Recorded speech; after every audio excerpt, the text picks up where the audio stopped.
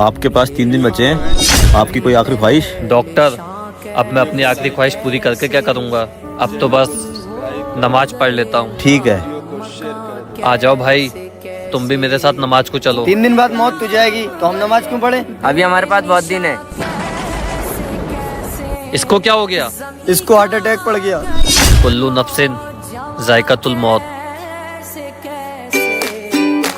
Hello, آپ کے دوست علی رضا کا ایکسیڈنٹ ہو گیا۔ کلو نفس ذائقۃ الموت۔ آج تیسرا دن ہے اور آج مجھے موت آئے گی۔ رات ہو گئی لیکن مجھے موت نہیں آئی۔ بھائی آج مجھے موت آنی تھی لیکن نہیں آئی۔